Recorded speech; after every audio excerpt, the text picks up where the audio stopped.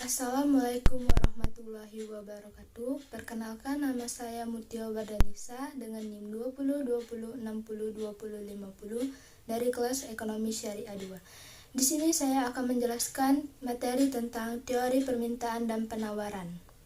Pengertian permintaan. Permintaan adalah jumlah produk baik barang atau jasa yang diinginkan konsumen pada berbagai tingkat harga selama jangka waktu tertentu. Permintaan digolongkan menjadi 3 bagian. Yang pertama, permintaan absolut. Permintaan absolut adalah permintaan yang tidak didukung oleh daya beli, tetapi berupa angan-angan seseorang saja. Yang kedua, permintaan potensial. Permintaan potensial adalah permintaan yang diwujudkan dengan sejumlah uang yang dimilikinya. Artinya, permintaan tersebut didukung oleh daya beli tetapi belum dilaksanakannya.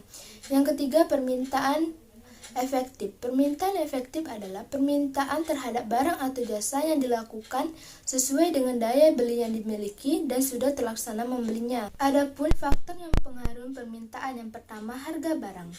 Harga barang atau jasa tersebut sangat berpengaruh terhadap jumlah yang diminta. Yang kedua yaitu pendapatan masyarakat. Pada barang normal, peningkatan pendapatan akan meningkatkan jumlah barang atau jasa yang diminta. Pada barang inferior, peningkatan pendapatan justru akan berpengaruh terhadap jumlah barang atau jasa yang diminta. Yang ketiga yaitu intensitas kebutuhan.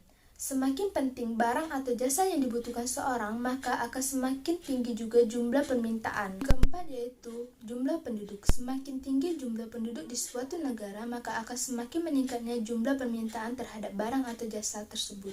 Yang kelima yaitu selera. Peningkatan selera terhadap barang atau jasa tersebut akan meningkatkan permintaan terhadap barang atau jasa tersebut dibandingkan dengan jenis barang atau jasa yang lain. 6 yaitu barang pengganti. Ketersediaan barang pengganti akan berpengaruh terhadap jumlah barang atau jasa yang diminta. Hukum permintaan. Hukum permintaan menyatakan bahwa hubungan antara harga dan jumlah barang berbanding terbalik. Jika harga barang tersebut naik, menyebabkan permintaan akan menurun, dan sebaliknya, jika harga barang tersebut turun, akan menyebabkan permintaan menaik, dengan syarat ceteris paribus, yaitu faktor-faktor lain dianggap konstan.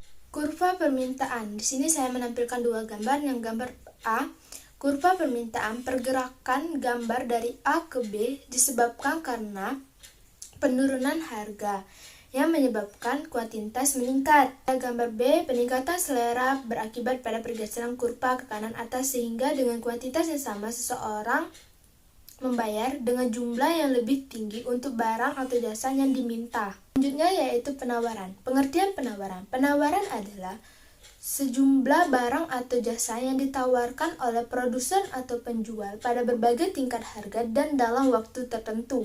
Penawaran dibedakan menjadi 2 macam. Yang pertama, penawaran perseorangan atau individu adalah penawaran yang datang dari seorang produsen atau penjual terhadap barang yang akan dijualkannya kepada konsumen. Kedua yaitu penawaran kolektif atau bersama adalah penawaran yang datang dari beberapa penjual atau produsen yang akan menjual barang kebutuhan untuk konsumen. Adapun hal-hal yang mempengaruhi penawaran, yang pertama harga. Harga juga sangat berpengaruh terhadap suatu faktor penawaran. Yang kedua yaitu biaya produksi. Tinggi rendahnya biaya produksi berpengaruh terhadap kemampuan produksi dan harga jual barang, sehingga berpengaruh terhadap jumlah penawaran. Yang ketiga yaitu teknologi. Semakin canggih teknologi yang digunakan, maka produksinya semakin efisien, sehingga jumlah yang ditawarkan dapat ditingkatkan. Yang keempat yaitu harapan di masa depan. Jika produsen memperkirakan harga di masa depan akan meningkat, maka penawaran di masa ini akan dikurangi dan barang atau jasa ditimbun untuk dijual di masa depan, dengan berharap akan memperoleh keuntungan yang meningkat. Penawaran. Hukum penawaran menyatakan bahwa hubungan antara barang atau jasa dan jumlah barang yang ditawarkan positif. Artinya, jika harga naik, jumlah yang ditawarkan juga akan naik. Demikian sebaliknya, jika harga turun, jumlah yang ditawarkan juga akan turun. Dengan syarat ceteris paribus, yaitu faktor-faktor lain dianggap konstan. Kurva penawaran. Pada gambar A, peningkatan harga menyebabkan penawaran meningkat dari A ke B. Pada gambar B, diperkirakan peningkatan harga di masa mendatang mengurangi jumlah penawaran saat ini.